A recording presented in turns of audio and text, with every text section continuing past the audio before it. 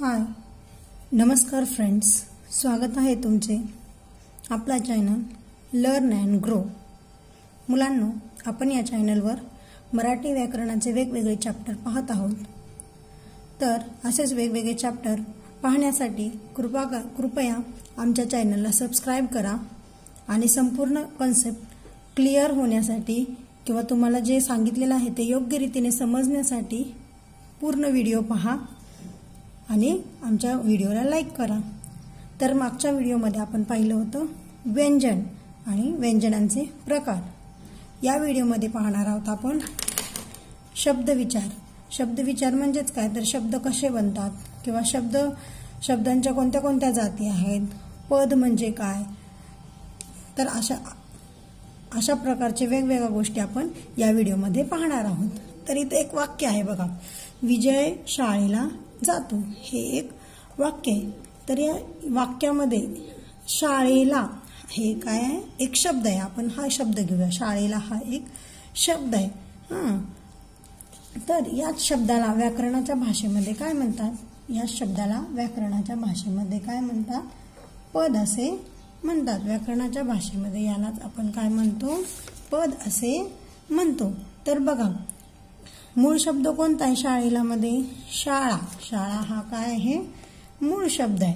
शाळा हा काय आहे, मूळ शब्द आहे आणि त्याला कोणता प्रत्यय लागले आहे, ला। त्याला कोणता प्रत्यय लागला आहे, ला। शाळा त्याला प्रत्यय लागला ला, शाळेला। म्हणजेच मूळ शब्द म्हणजेच काय, तर प्रकृती। मूळ शब्दच म्हणजे काय, प्रकृती। आणि प्रत्यय जोडून जो शब्द तयार होतो त्याला काय म्हणतात, विकृती। प्रत्यय लागून जो शब्द तयार होतो त्याला काय म्हणतात, विकृती। म्हणजेच इथं काय झालं आहे, तर शाळा हा काय आहे, शाळा हा काय आहे, प्रकृती। शाळा काय आहे, प्रकृती। ओके। आणि त्याला जो प्रत्यय लागून जो शब्द तयार झालाय, म्हणजे प्रत्यय लागून कोणता शब्द झालेला आहे, शाळेला हा शब्द तयार झाला आहे, तर त्याला काय म्हणतो आपण, विकृती। ओके। शाळा ही काय झाले, प्रकृती झाली आणि शाळेला हा काय झालं, विकृती झालं। ओके। या एका वाक्यावरून तुम्हाला समजलं असेल प्रकृती म्हणजे काय, विकृती म्हणजे काय, शब्द, मूळ शब्द आणि प्रत्यय। आता इथं काय झालं, ला हा शब्द लागला। तर तसंच आपण कोणत्या वेगवेगळे वाक्य बघू शकतो। उदाहरणार्थ बघा,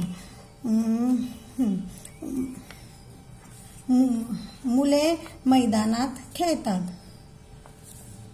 मैदानात, मैदान हे काय आहे, मूळ शब्द आहे। मैदान हे काय आहे, मूळ शब्द आहे। आणि आत, मैदानात, आत हा काय आहे, त्याला लागलेला प्रत्यय आहे। तर मूळ शब्द काय, मैदान आहे। इथं मूळ शब्द काय आहे, मैदान आहे। मैदान म्हणजे मैदान काय झाले, प्रकृती झाली। ओके।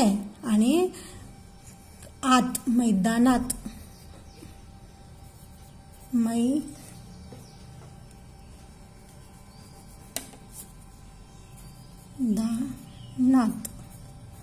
मैदानात काय झाले, मैदानात हे काय झालं, विकृती झाली।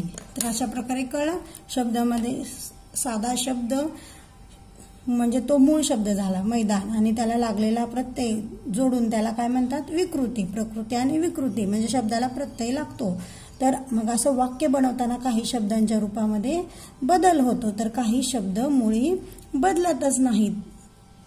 तर यालाच काय म्हणतात, बदल होणे म्हणजेच काय, तर विकार। बदल होणे म्हणजेच काय, तर विकार। तर आता बघा, इथं बघा, शाळा। शाळा हा मूळ शब्द आहे आणि शाळेला, ला हा प्रत्यय लागताना इथं काय झालंय, शाळाचं शाळे झालंय। शाळाचं काय झालंय, शाळा हा मूळ शब्द आहे। शाळा हा मूळ शब्द आहे, परंतु ला हा प्रत्यय लागताना काय झालंय, शाळे झाले। काय झालंय, शाळे। शाळेहून मग ला हा प्रत्यय लागलाय, म्हणजे शाळा या मूळ शब्दामध्ये काय झालेला आहे, बदल झालेला आहे। शाळा या मूळ शब्दामध्ये काय झालेला, बदल झालेला आहे। म्हणजे वाक्य बनवताना कधी कधी काय होतो, या अशा शब्दांमध्ये काय होतो, बदल होतो। तर बदल होणे यालाच काय म्हणतात, तर विकार असे म्हणतात। तर मग शब्दांच्या आत जाती कुठे कुठे हा बदल होतो, कुठे कुठे हा बदल होत नाही। तर इथं ज्या वेळेस असा बदल होतो तर त्यालाच काय असे म्हणतात, विकार असे म्हणतात. तर शब्दांच्या 8 जाती आहेत. शब्दांच्या कोणत्या किती जाती आहेत? 8 जाती. त्या 8 जातींपैकी ज्या नाम, सर्वनाम, विशेषण व क्रियापद ही जे 4 जाती आहेत तर त्या काय आहेत? विकारी आहेत. या काय आहेत? 4 जाती विकारी आहेत. म्हणजे ह्या वाक्यामध्ये या जातींमधील कोणतेही शब्द आले तर ते प्रत्यय लागताना बदलतात, म्हणून त्यांना काय म्हणतात? विकारी.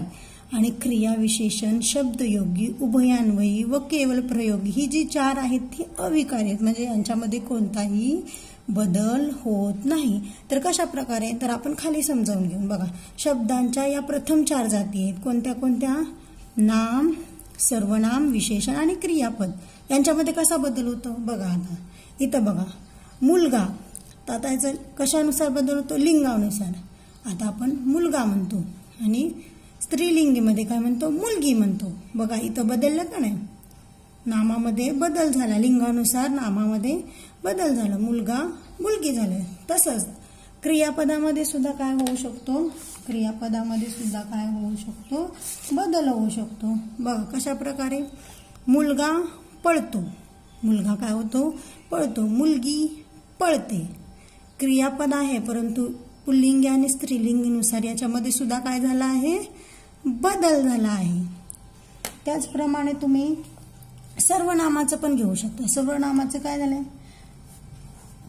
बघा, सर्वनामामध्ये काय झालं होतं? तो. पुल्लिंगीमध्ये काय म्हणतो आपण? तो. आणि अनेक वचनी किंवा अनेक वचनीमध्ये काय म्हणतो? ते. तो, ते सर्वनामामध्ये. म्हणजे हा बदल झालेला आहे. लिंग बदललं की तर काय होतो? किंवा वचन बदललं तर काय होतो? हा शब्द बदलला जातो.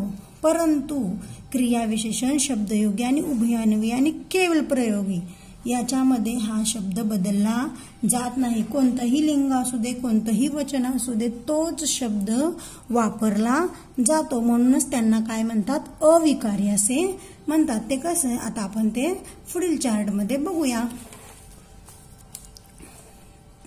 बघा, शब्दांच्या 4 पुढील जाती आता मी सांगितल्याप्रमाणे क्रिया, विशेषण, शब्दयोगी, उभयान्वयी, केवल प्रयोगी.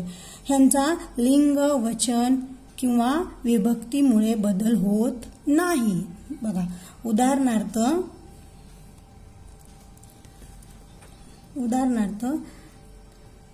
तिकडे, सर्वत्र हा क्रिया, विशेषण, अव्यय.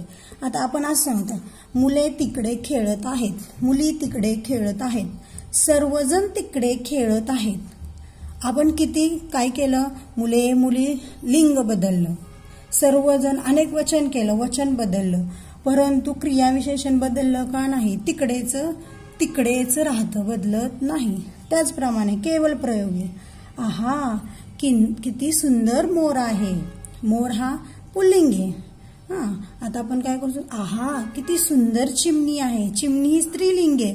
परंतु आहाचा बदल झाला का? नाही.